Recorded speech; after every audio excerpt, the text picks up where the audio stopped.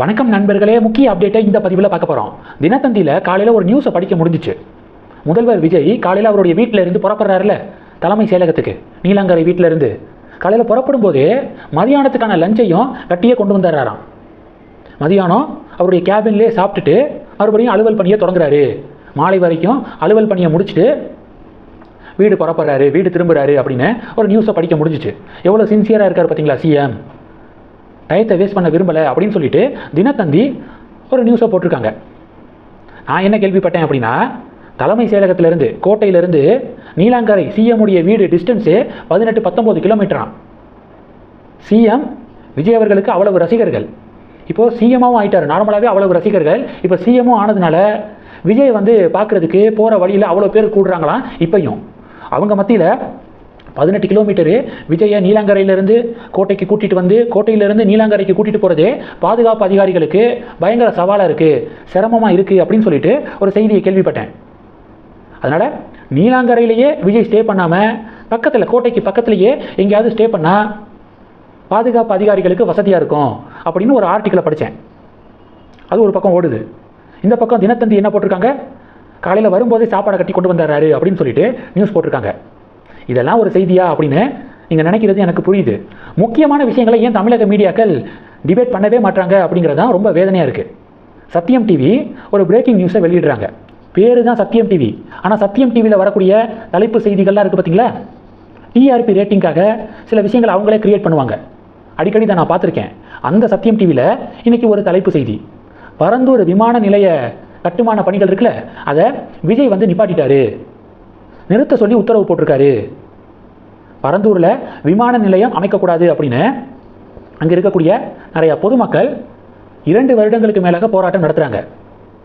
திமுக government ஆட்சி செய்யும்போது TVK தலைவர் விஜய் இந்த பரந்தூர் விமான நிலைய திட்டத்துக்கு எதிராக பலமுறை அறிக்கை வெளியிட்டிருக்காரு.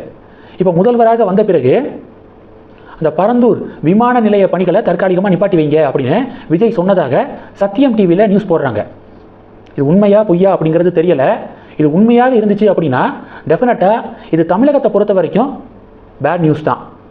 ஏன்னா சென்னையில் பார்த்தீங்கன்னா விமான நிலையம் இருக்குல்ல, அதனுடைய பரப்பளவு எவ்வளோ தெரியுமா? அதனுடைய ஏக்கரு 1300 ஏக்கர் தான் அதனுடைய பரப்பளவு. சென்னை விமான நிலையம் எவ்வளவு முக்கியமான விமான நிலையம். ஆனால் இடப்பற்றாக்குறையில் சிக்கி தவிக்குது சென்னை விமான நிலையம். பெங்களூரு விமான நிலையம், ஹைதராபாத் விமான நிலையத்தை கூகுளில் சர்ச் பண்ணி பாருங்கள்.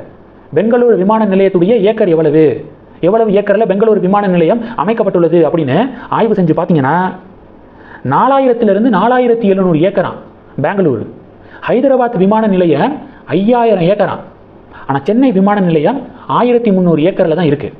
அப்போ டெஃபினட்டாக சென்னைக்கு இன்னொரு விமான நிலையம் தேவை. அதை எங்கே அமைக்க முடியும்? பரந்தூரில் கட்டுமான பணிகள் போய்க்கிருக்கு. புதிய முதல்வர் விஜய் பரந்தூரில் வேண்டான்னு சொன்னால் வேறு எங்கே வேணும் அப்படிங்கிற சொல்யூஷனையும் கொடுக்கணும்ல, அது ரொம்ப முக்கியம். அண்ணாமலை இதை தொடர்ந்து வலியுறுத்துறாரு. சரி, விஜய் வேண்டாங்கிறாரு, எங்கே வேணும்னு விஜயை சொல்லுங்க அப்படின்னு அண்ணாமலை தொடர்ந்து வலியுறுத்தினார். கடந்த காலத்தில் இந்த பரந்தூர் விமான நிலைய திட்டத்துக்கு எதிராக விஜய் அறிக்கை வெளியிடும் போதெல்லாம் அண்ணாமலை இதை சொல்லிக்கிட்டே இருந்தார்.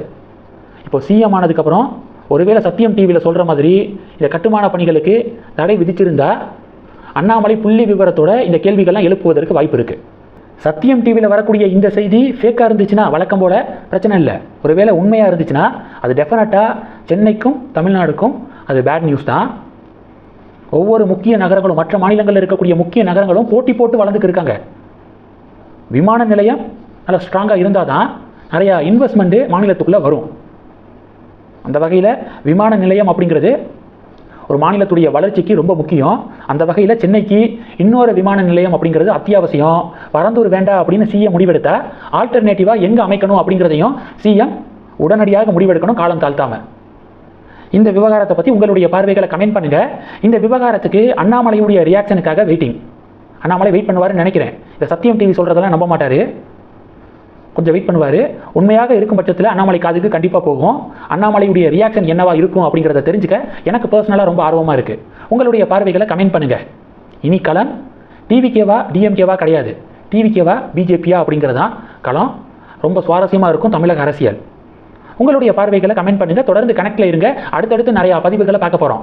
நன்றி. ஜெய் ஹிந்த்.